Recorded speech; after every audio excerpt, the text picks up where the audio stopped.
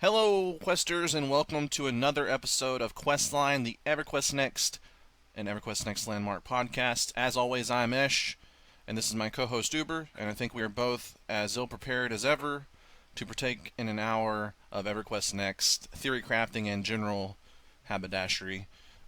You're right. We're ready for about 5 hours.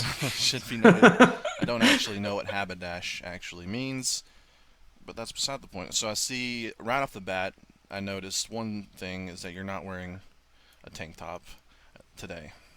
Was I supposed to wear a tank top today? I thought we discussed this. I thought this was a thing now that you're gonna wear tank tops to spice up Oh, the well, broadcast. my pregnant wife doesn't have any tank tops right now that What's I that have can to do with steal. anything? I don't Okay, know, but it well, made sense at the time. what about if you started using some sort of oil to like glisten yourself up? I took a shower beforehand. Does that That's count? the opposite, actually. Yeah, that probably would deglisten me. Yeah. Well, I'm maybe next sorry. time you think about it, just maybe just on your forehead or something, and then we can work on towards like your once you get your tank top, it'll really pop because your shoulders will be like shining and stuff. I don't know where this conversation is going, Ash. It's Let's talk going. about All right. EverQuest. So we're continuing our plan from the previous week's episode where we'll talk about three topics. If we have time for the third topic in the first hour, we'll do the whole show in one. If we don't have time for the third topic, then third topic will be the bonus round episode. Um, this week's three topics are combat in Landmark, which has been officially confirmed, race class limitations, which has sort of been confirmed as well, and the final one I got from Reddit, which is fast game pace versus social downtime, which we'll talk about a little bit more once we get to topic three. Um, so they did officially confirm that there will be combat in Landmark, though it looks like probably by the way they're talking about it, it won't be in at launch of Landmark, but it will eventually be in there. A lot of people are talking about it, so I figured we might as well jump on the bandwagon and discuss it because it is a decent sized thing to release. So what do you think about it? Well, I didn't realize that it wasn't going to be at launch. They said that. They keep giving the disclaimer like they keep saying it as in there will be combat in EverQuest's next Landmark, though it may not be at launch. They always tack that onto the end. Yeah. I mean, it makes sense, right? If they're making a Minecraft clone, that you would have everything Minecraft had at least, and then Yeah. some. So And a lot of I'm not people are really saying that. surprised. Yeah, a lot of people are saying that they wouldn't be surprised if they see other classes included, and other than the adventure that are more combat oriented. Though for me, to me it says that the adventure class is going to have like a bow skill and maybe a melee skill, so that at least you have the simple Minecraft combat mechanics of ranged and simple slashing and so forth. Which I guess it makes sense because if you're gonna have things like leather and maybe like animals that you can kill for leather, you would have to have a way to like kill them. And Yeah. so I think everybody assumed it would be there to some extent. Uh, as far and to me it said whenever they keep tacking on, it may not be in at launch. To me it says they probably won't have it at launch. They'll probably just have your basic building tools and gathering tools to start with.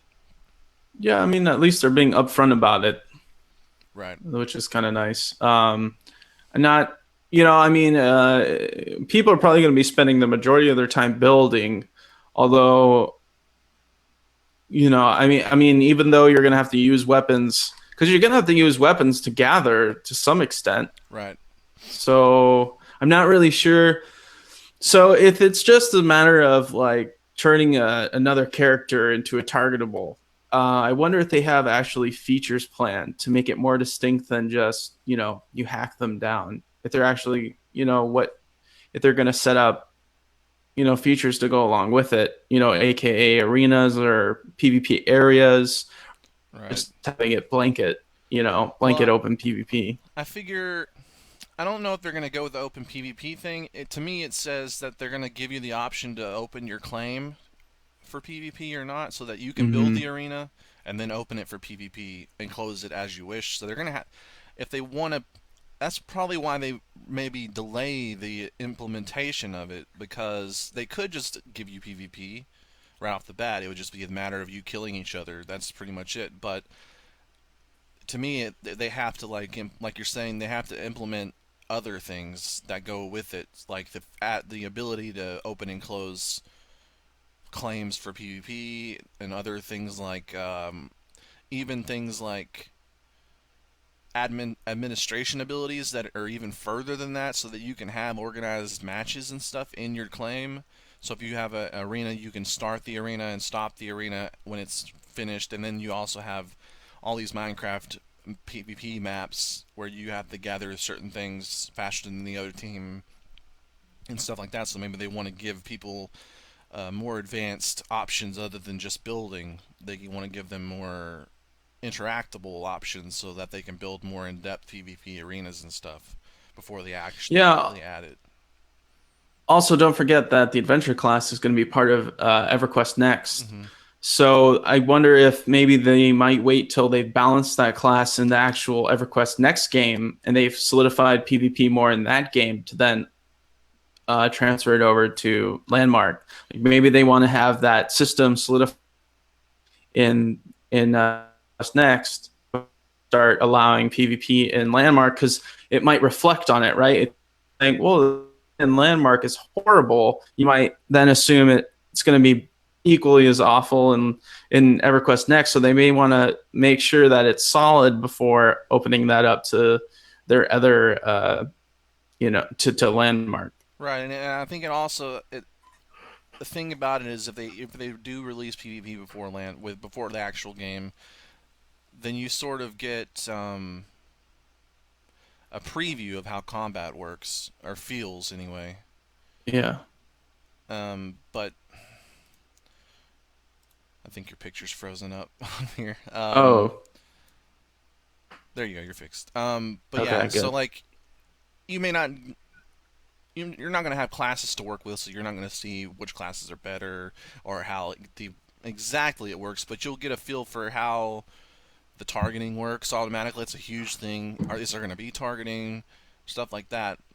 So it's kind of it's probably a bigger deal than people even think now, because it's sort of you're working with the same engine that Next is going to be on. So the combat is likely, even especially because they're going to add adventure class into the game, the main game. Obviously that class is going to be very similar in functionality to the other classes. So yeah, it's a big deal. But I think it's a good idea. It's a good idea, and I hope they don't actually. I know a lot of people want them to add other classes to Landmark, the other game classes like later on, but I don't think that's a good idea, to be honest. I mean, because I don't. Not unless they're like specialist classes, maybe. But what were you gonna say? Right. Sorry. No, it's okay. But yeah, I mean, I could see other classes that are utilitarian, like the adventure class is probably going to be. But as far as like having the actual combat classes that you're going to see in the game, I don't really think there's a huge place for that, because I don't think there. A lot of people are talking about it lately. Is there is a danger that EverQuest Next Landmark could sort of hold back EverQuest Next, because people are going to see that the freedom, I guess, of the Landmark isn't necessarily carried over, or maybe they're just not going to know. They're going to say, "Okay, I'm playing EverQuest Next, though. What are you talking about?" It's there's a wall there, but and I don't think they want to like put a bunch of classes in there, because then if you want to play the Tempest or something, then you go and you play the actual game that they're wanting you to play.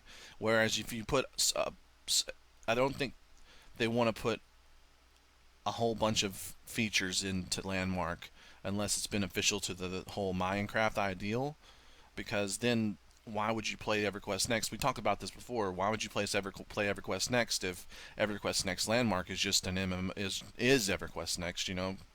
So there's that Yeah. barrier that you don't want to cross too much.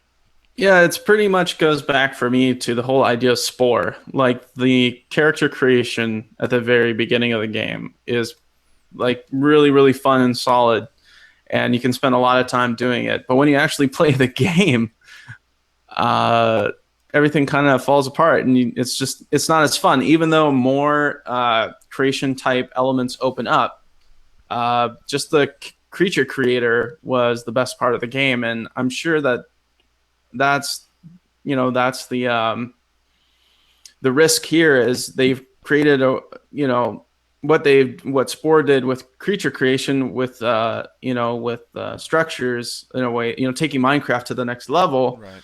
as far as customization. But then, obviously it's like, will Next actually be a fun game to play? And like you kind of said, will they be in competition with each other? Now both games are going to be free to play, if I'm not Right. mistaken. Yeah. So there is that aspect. I mean, it's kind of like you can play one till you get bored of that, and then it's like having your Minecraft game and then being able to do your AAA MMO, which is pretty awesome. That Yeah. it's in the same realm. Well, I think the key is to like make sure that they're two separate entities, not just by name, but like by the feel of the game and what you can actually do in the game. And the more features you add to one or the other, the more the same they become, And I think Yeah, EverQuest Next has the bigger potential to make them money in terms of microtransactions and things like that, more so than EverQuest Next Landmark, where they would probably benefit more from giving them more things that they can work with immediately without having to pay for it, because you can do everything in Minecraft right away. You gather you don't have to pay to unlock the ability to mine diamonds. You go and mine the diamonds. So I think they're probably going to have some sort of microtransactions in both games, but I think EverQuest Next has the ability to implement microtransactions more because there's not going to be as much bartering between people in terms of like what they're talking about, the player studio stuff, where you can sell your stuff to other people and actually make real money by selling your stuff. That's not going to be there as much in EverQuest Next. I don't even know what we're talking about now. But yeah, you go on saying there's like you can't yeah. We're buy talking about how EverQuest Next Landmark runs the risk of holding back EverQuest Next. by being too similar, basically. Yeah. And ultimately we're talking about combat classes and how we don't really want to start seeing all the classes pop up in Landmark, because then it just makes it EverQuest Next Light, Right. which is not what we want. We want two distinctive games. Yeah. And From a business standpoint, it would be stupid to do it. You know. yeah, Um. All right. Well, I think that's pretty much covers that yeah, topic. Topic number 2 is class race limitations. Basically, they said that um, there's not going to be much race limitations like in the past. You have games where you can't be an evil race and then roll as a paladin or whatever. mm-hmm. Um, and the reason, obviously, that they've made this decision is because of the way that the mechanics work in the game. Because you have all these abilities and stuff that share between the classes, so there's a bigger risk of limiting and breaking things because there are so many classes and there's so much stuff that you can share between the two or between each one of the 40. In general, what do you think about class race limitations in previous games that have that sort of stuff? I guess. Class race limitations. So you mean like how if you're a human, you can be everything, but if you're, let's say, a gnome, you can't be a class, or you Right. can't be Exactly. a. Wait, what was it? I can't remember in a while now. What you couldn't be? You couldn't be a paladin. No, You you could couldn't be a now. paladin You as can a. now, but at the start of it, you couldn't be. Yeah. Yeah. I There's a lot of mean, on that. the one hand, it's kind of they want a little more unique and special, Right. but then on the other hand, it limits your ability to make choices, any choice you want. So I mean, there's give and take to that. Uh, I don't know. I mean, there's so many classes, and you're going to be able to swap abilities. If you don't let every class swap every ability, then I don't know. I don't think it's game breaking as some classes, aren't available to certain races, but at the Right. same time, you're making a sandboxy type game. So you kind of expect there to be that kind of freedom. Right, and I don't think at any point in any game development you're gonna say if we let this evil race that is largely like evil or worships this uh, more demonic sort of god or something like that be a paladin, which is like the exact opposite, that it's gonna break the game and mechanic wise it has like zero effect on the game, but I do think there's a place where you can get it to where it actually benefits like the feel of the game, where uh, the limitations sort of add to the lore aspect of the game more than anything else. But at the same time, I can see why they would do it in this case, because obviously they've had it in the past, but where this Here's maybe another way to look at it, right? Like you either have the ability, you either have like let's say 12 different classes, all with unique abilities that every race can play, or you have six classes that are different but the abilities completely mirror each other. Like in there was a lot of that in Star Wars: The Old Republic, where basically you had, you only had, I mean, there were different skill trees, right, but I mean, for all intents and purposes, there were only X number of classes, and they all mirrored each other in abilities in order to balance PvP. So it might be better if, um, there was a larger pool of abilities, and you just swap those out rather than trying to, you know, sacrifice that in the sake of lore, for the sake of lore, because ultimately gameplay is number one. right. Lore is not number one because lore doesn't make a game. It helps make a game fun, but it won't make gameplay fun if all you can do is slash your sword, and that's, Right, because that's yeah, I mean, boring. because like if you think about it, it's all pretty it's all pretty thin, you know. If you think about like the way you were talking about Star Wars: The Old Republic, you had your Jedi Knight and then your Sith Warrior. Or not. That's not the right comparison, but you know what I'm talking about. No, yeah, I think it is. No, the Jedi Knight was a DPS and the Sith Warrior was a tank. I think. No, it was no. The tank was the bounty hunter, wasn't it? I don't know, but what your I point don't know is like either. you have these two classes that are different lore-wise, obviously, but they have the same abilities. All you have to do is say, well, his ability is glows blue because he's a good guy, and the exact same ability is red because he's a bad guy. That's the Yeah. difference. So, like, if you have like a paladin and a shadow knight, they're like the exact opposite, but maybe they have the exact same abilities, but one is like shadowy and one is all glowy. So, like, at the end of the day, it's really superficial. Like it doesn't matter that much. So I think a lot of people are going to be mad about it, but eventually when they play the game, they're going to figure out that it doesn't actually matter at all. Which Um, is why I'd rather it be everyone can play every class. So then you actually make those abilities different. right. And then you choose which class to play if you care about RP. Like Eh, if you want to worry about lore, you make the choice to only use evil or lawfully good classes, but you don't force that on people who just want to make choices to play, different abilities that suits their play style. right. And I think this all That's all goes I'm back. saying. It all goes back to like that whole revamp of the lore, and it's the fact that they redid it completely different makes more and more sense in terms of matching up with gameplay mechanics that they're planning because with 40 classes, I mean, yeah, with 40 classes and all these abilities and stuff, um, the fact that maybe there won't be evil races, they're just gonna be there was definitive evil races and stuff in previous games, and in this one it may be more ambiguous as to whether they're evil or good, and that part of it will be on the player to decide what their character on an individual basis is. I mean, they're probably going to be more. There's probably going to be races who are a little bit dickish, but you know what I mean. Like in the past, you had these two factions, and one was largely. Uh, there was a lot of evil going on over there, and then you have the quote unquote good side in the game, and then you have certain classes that are locked into each faction, and I think that Even with World of Warcraft, there wasn't necessarily a evil side. One was just more like a misunderstood side, and then the one was the typical righteous side.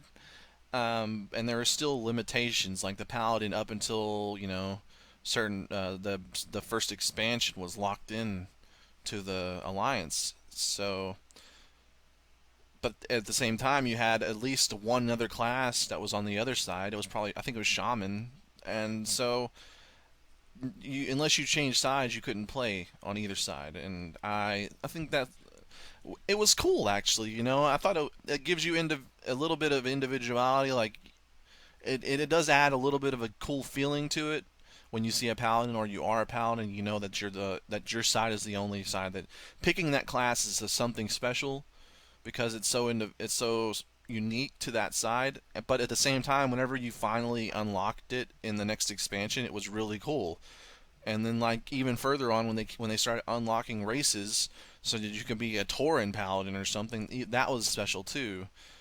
So there is something to argue for it, but I think the fact that it's sort of this decision sort of tied to the mechanics of the game to make it work better, uh, sort of trumps that by quite a bit. And I hope people eventually understand that that's why they made the decision. It wasn't just like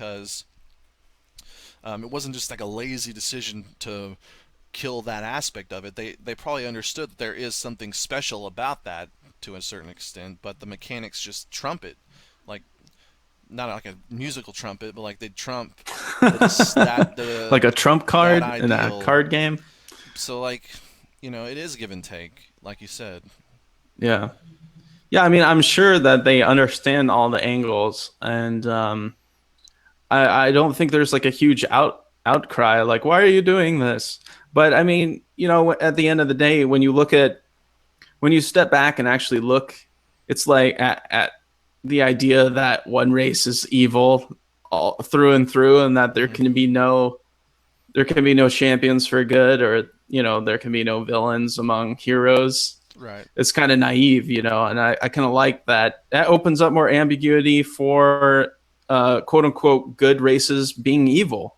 You Right. know, I mean, I know they try to do that in SOTOR by allowing you to make light side and dark side decisions, but they certainly didn't let you do that in the classes and the abilities. Right. We're kind of locked in. Right. Like So we all of us Americans think we're great and we're like the champions of the world, but like 90% of the rest of the world hate us. So there's if you're looking for realism, then the idea of evil versus good is probably pretty bad. And I think that's probably one of the cooler things about the World of Warcraft lore, even though it's mostly derivative of other things that they've stolen from. That idea that at first glance maybe the horde is like the evil side, but really it's not. It's just more like it's just a different side. It's just they're misunderstood because of their beliefs and the way they run themselves and stuff. They're more tribal and like they have a war chief, but he's not like well, he wasn't. I don't. Never mind. It's the whole thing. It's the whole thing. But yeah, I think there are quite a few people in the forums that after they had talked about it, they were shitting their pants about it, and it's to be expected. But I think one of the biggest problems that we as gaming fans, the biggest thing that we do is we think that we know better than the people who've actually made the games for like 20 years, and we don't know better. I mean, we have experienced really bad games, and to an extent, maybe we have gained some knowledge, and we're like, don't do that. That's bad. I don't understand why developers keep doing this one thing that's really bad. But to the idea that we all are up in arms about something because we think we know better than the developers about a decision they've made. We don't, and I think that's where you should probably start whenever you're about to actually lose control of your bowels and shitting your pants about something, metaphorically.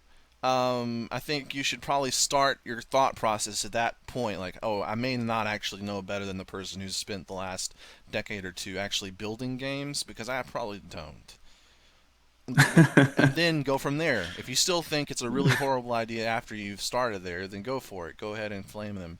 But I think what's the best way to just I'll drill it home is to say that they're basing this decision on mechanics, and they think the mechanics that they have and they're building around need you to have less restrictions in terms of being able to build the class and race combination that you want.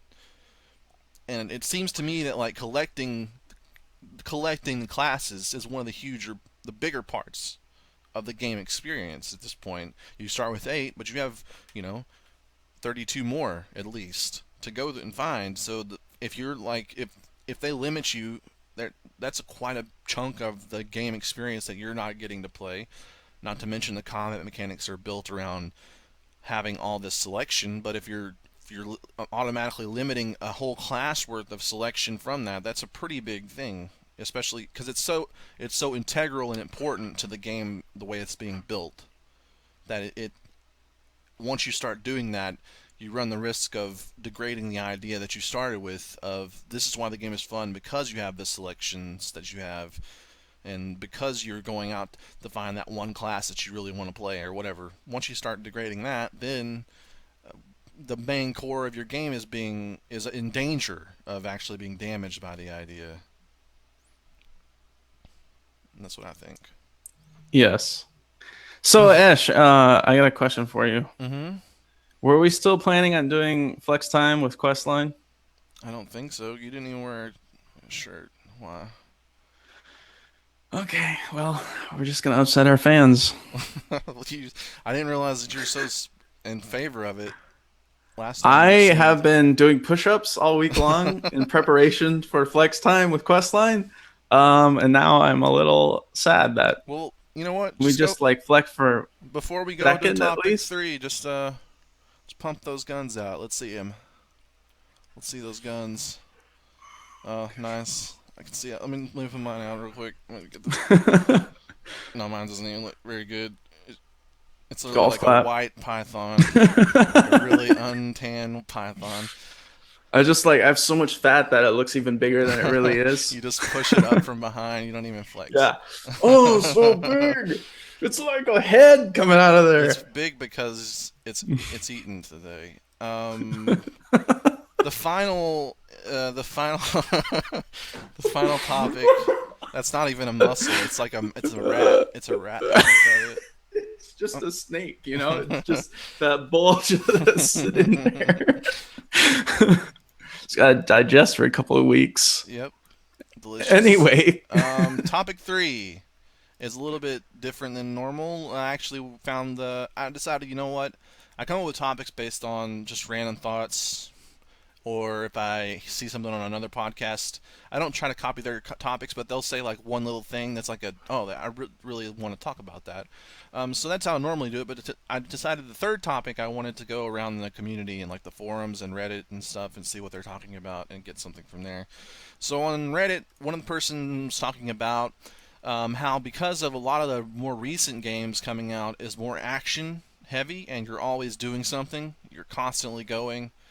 There's not that integral downtime between phases, basically, where you're communicating with people because you don't have. And they gave Firefall as an example because you're constantly just shooting stuff. That's the whole game. Like you go from one thing to the next, killing things. And they also mentioned that that game does have local voiceover or VoIP, where you can talk with your voice in game rather than having to have Vent or TS3, and but nobody uses it and they all hate it. So like one, maybe that they should take a look at that because none of us want. I don't think really, none of us want built-in voice stuff like that. At least on a global level, maybe we want something more privatized that we can use optionally between friends or something. But the point is, because you're constantly going, and maybe not even the fact that combat is fast in itself, because I think maybe faster combat is a good thing in terms of moving forward in the genre, but because it's you're constantly doing it. Like you're constantly in combat and fighting, so there isn't that planning stage where you're like, how are we going to go about this? You just jump into it and go for it. That you're not having the built-in social downtime where you're just chatting with your friends and stuff before you go do the official deed that Hmm. a lot of the older games had. That it's sort of that's one of the reasons why these games are sort of not as social and like relationship building as they used to be. What do you think about that idea? I think that I'm trying to think about when I was actually most social. I mean, the most I think I was ever social was probably when we were playing Counter-Strike, but before that was probably when I was playing Jedi Knight. And the only way you could talk to people really was if you talked to them out because you played Jedi Knight by being in it was like the game zone or there was something with zone in it, gamer zone. I can't remember, but it was like a AOL program where you had to like type out things to people, back in those days. Mm-hmm. And that's how that's what you had to do to get to know people. So, or to like create games and like follow people. You wouldn't, because you could only have like four people in a server at any time, so you couldn't like just be in one server. You'd only know three other people that play the game. So um I think it's just I don't know, it's hard. I don't know what the solution is. I think we just know that there's a problem with social, with creating social Right. interaction in games these days, because whether it be that the game's just larger and so you're more spread out, or whether it's that you end up on the official Oceanic server for Australia, Right. and people in America are never online. Um, there's just it's just so hard to say like there's one thing that's caused people to be less social. Right. I mean, I don't know. What are your thoughts on it? Because maybe I might be able to play off of your ideas more. Well, I think you're right. There's probably bigger. This is obviously would be a small piece to a larger puzzle. I think there is a little bit of a case to be made in terms of how games constantly put you in an action situation where there's not much socializing going on. There probably is a little bit going on there, and like they were talking about, also it's probably a lot to do with maybe the difficulty isn't high enough to force people to communicate. Because it's so easy to just jump in and zerg something down and kill it that you don't have to plan or make up tactics or even organize a real group. You can just jump in with randoms. And to build on that, it also connects directly to the idea that every game has a group finder, and the bigger problem, every group finder lets you group with people that aren't even on your server. So you're never gonna see those people again. Maybe if you grouped on your server, you would talk to them and add them as a friend, and that way in the future you have that connection. But if you're grouping with people that are not even on your server, there's no possible way to friend them, and even if you do friend them, there's no reason to, because what are you going to do with Sure. them in the future? You can't do anything with them in the future. um Well, what you were saying kind of reminded me a little bit going back to when we played DC Universe Online, and mhm. how that was a very action oriented game. I felt like literally it kind of had that Grand Theft Auto feel. Like every street you turn down, they spawn like a couple little mobs for you to attack. Very similar to how Marvel's Diablo game is. There's always like little guys to attack and stuff, but Mhm.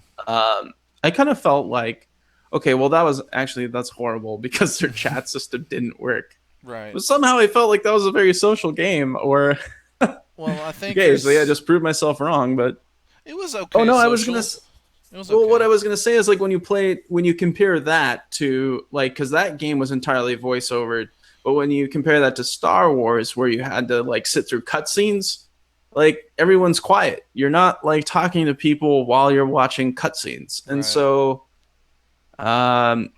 or it's like at the back in those like platforming games where you have the one side of the screen's moving across and you got to keep going or else you die. I mean, there's not enough, there's no time, there's no downtime, like you're saying. You have, I think to a certain extent, it might be that some of these games are too easy. In that, like, they don't require you to move to one specific place in the map, or else everyone gets wiped. That Right. needs to be explained before the battle. Yeah, uh, like you know, um, I do think there was some social to the DCUO thing. I do think that maybe Star Wars didn't have much of a social thing going on. So it does. Think the biggest thing that I take away from most things that we've talked about lately is that the developers at some point have to force you to do things. Like they have to force you to be social, and then you'll have a better time for it. But if you make a game that that you can go through the entire game without being required to talk with anyone, then nobody's going to talk to anyone. Even though these are the same people who are complaining about games not being social enough, unless if you don't make them do it, they're not going to do it. Whereas if you give them yeah. a tool, for instance, I am against the group finder, and I will openly say I'm against the group finder over and over again. But if you give me a group finder, I'm going to use it, because not only is it there and I'm human and I'm going to use it, but also everybody else is using it, and if I don't use it, I'm never going to find a freaking group. So you have to understand that probably as a developer that if you can't just expect the players, and this is probably even a bigger point on a game that's so quote unquote sandbox and open, you have to make players do things that, like, if you keep hearing people say social is important, then you have to put things in the game that force them to be social. You can't just expect these people who love to be social to actually be social, because that would mean that we can actually function in society, which obviously we're humans and we suck at that every day. So Well, maybe there's a bigger question to ask here. Like, it's easy to say that you can make game mechanics that that force people to play together, but that mhm, doesn't mean that it's going to be a social experience, right, right? So, like, you can have, like, in Star Wars: The Old Republic, people would join up to run 4-man flashpoints or 4-man dungeons. Just in case you hadn't played the game, right, these kind of like instances where you would group up and go through them. And during the cutscenes, you could actually choose dialogue options, and then there was a dice roll, and whoever got the highest dice roll got to respond. What their character was gonna say, as opposed to some other characters. But then there are people that go, fast forward through the cutscene, click spacebar, and so it's like the only social aspect of this social flashpoint is to tell you to hurry up already, right. because I'm just using you. I don't even care about you as a person, even though this flashpoint requires me to join a group with you. I don't give a damn about you at all. And I think that's like the distinction that has to be made. It's easy to make things that require other people, but that doesn't make it social. That doesn't make it like social in the sense that I think we all refer to when we think social, which is like interactive, fun, group building, Yeah. guild forming, epic. Where you It's not epic. It's possible just you requires people, Yeah, tons. exactly. And to that point, like, it just hit me like maybe one of the problems is because the game genre has been in the same place for so long that everybody knows how to beat the game. Like, if you're a tank, you know exactly how to tank this fight, no matter what. Like, it's maybe there's a mechanic that causes you to die once, but after you see that mechanic, you're reminded of a mechanic that you've played 100 times before, and you're like, okay, I'll just move the boss over here. If you're a healer, then you know exactly when that boss is going to do a lot of damage, so you get your big heal already ready. As a person who's played a ton of MMOs, I'm absolutely dominating Final Fantasy XIV's end game because its tanking is pretty much the same in every game. So, to that point, hopefully the fact that combat is different in EverQuest Next and it's more akin to a MOBA or something like that, maybe that's going to require an inherent communication aspect to the game that isn't there whenever you've done this exact same thing. Everybody in the game has done the exact same thing 100 million times, and I think that's important to in two ways. First of all, the way I've been saying, but also new players are going to be outcasts in that situation. Like, especially in Final Fantasy 14, where a lot of these players are actually on console as well as being new to the MMOs.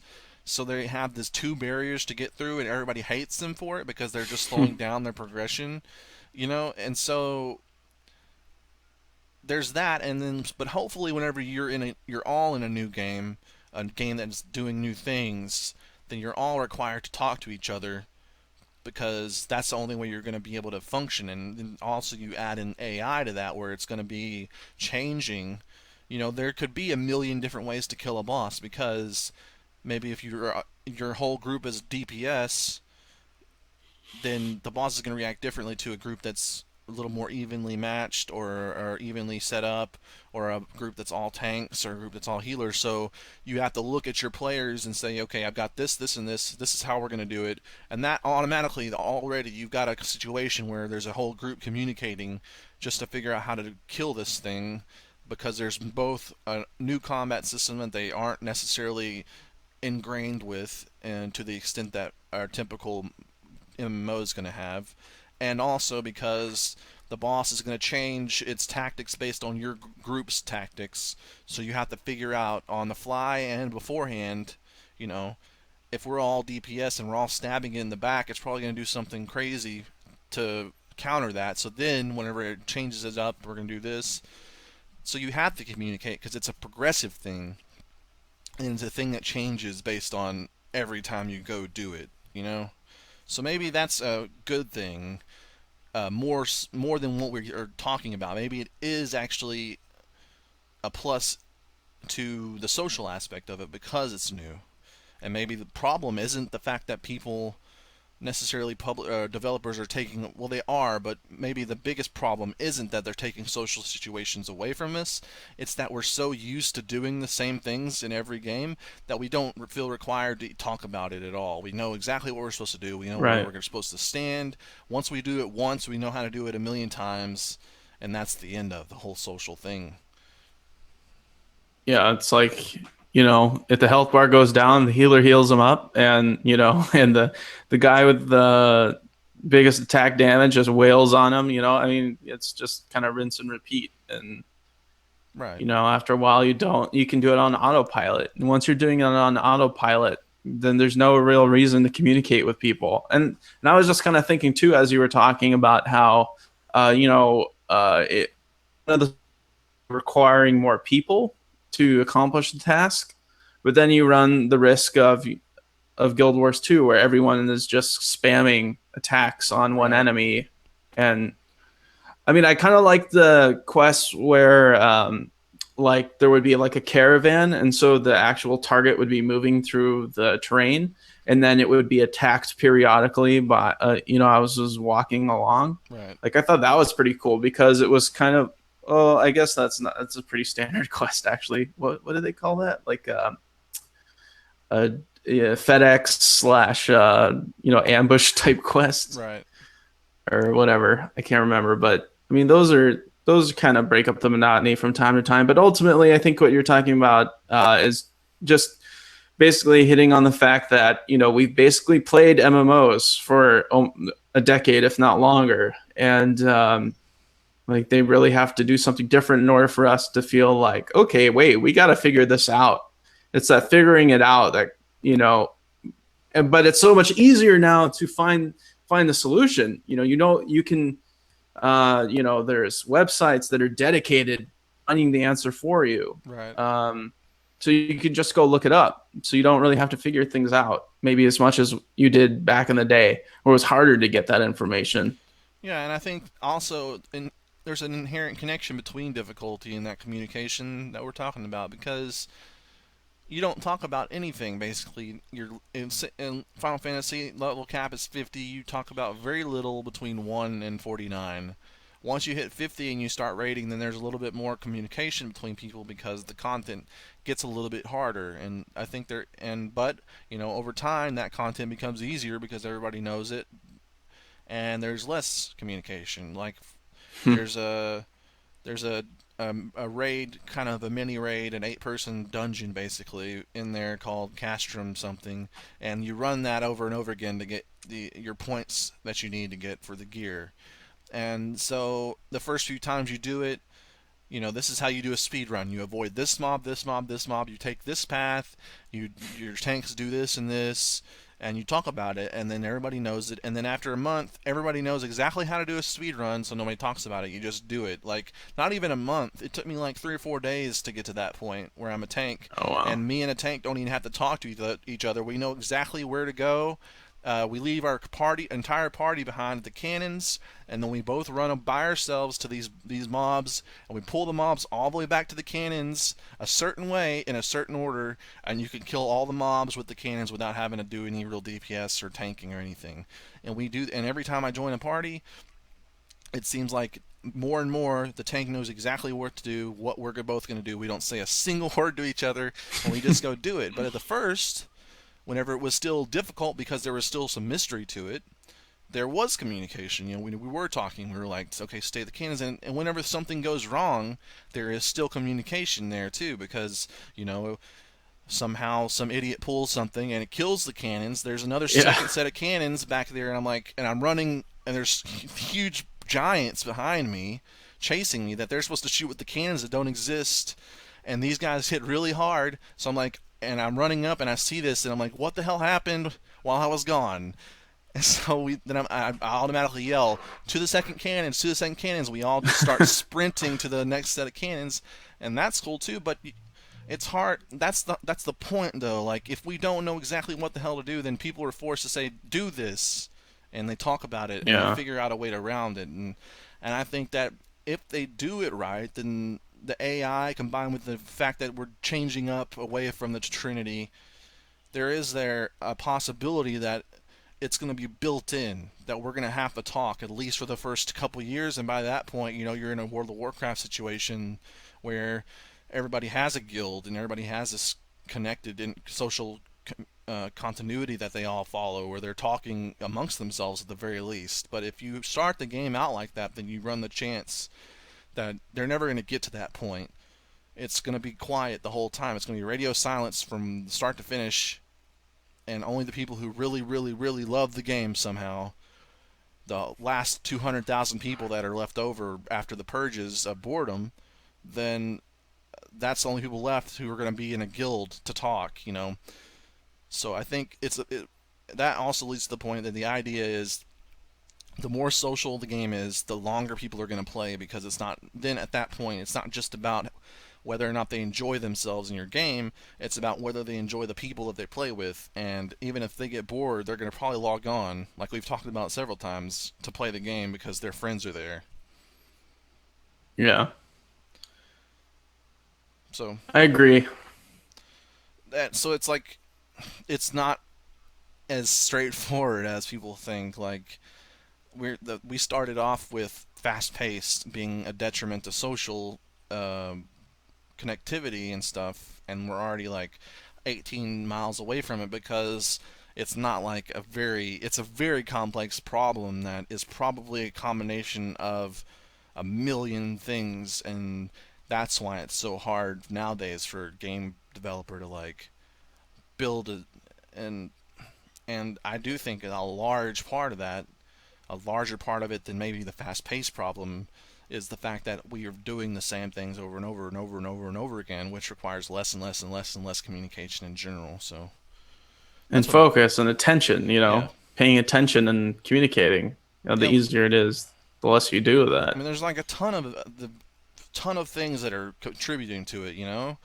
There's the fact that over the last 10 years we've done the same thing, and there's also the fact that over the last 10 years we've played with the same people. We don't have a need to necessarily go out all the time and talk to new people because we have the 5 or 10 people we play with all the time. So, but even to those people who are playing with the same people, there's still that lack of social socialness to this massively multiplayer game that's supposed to be massively multiplayer. So it's a huge. That's the problem. It's like a huge deal to the success of the game, but it's also so complicated that it's so Yeah. unlikely that they're gonna fix it. You know.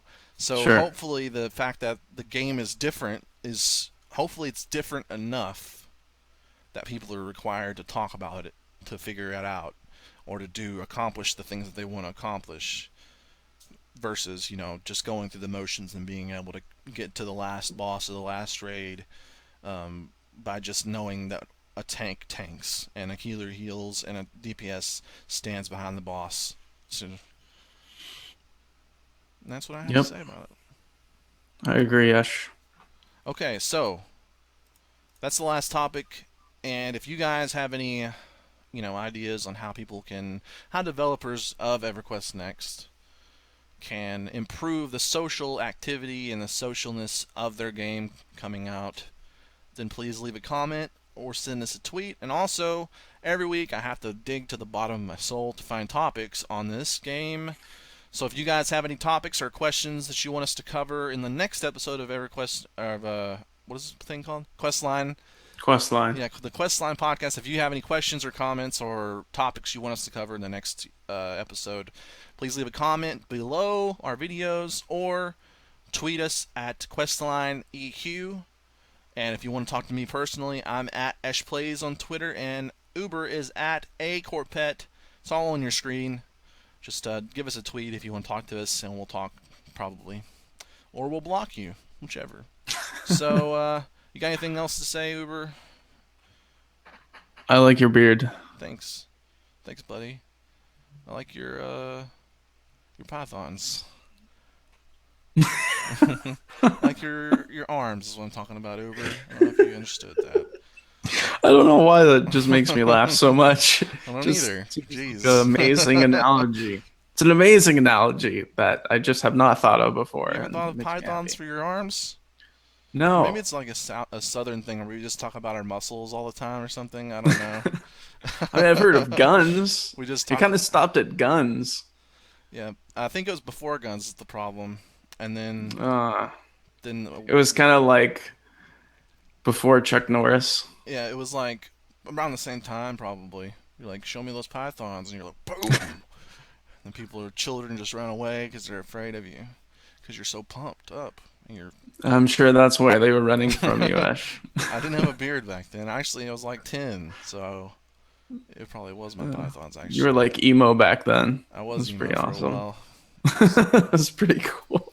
good times. Okay, so that's all we've got, I guess. And we'll do it again next week. So until then, follow the quest line and ignore my phone making that noise. Outro.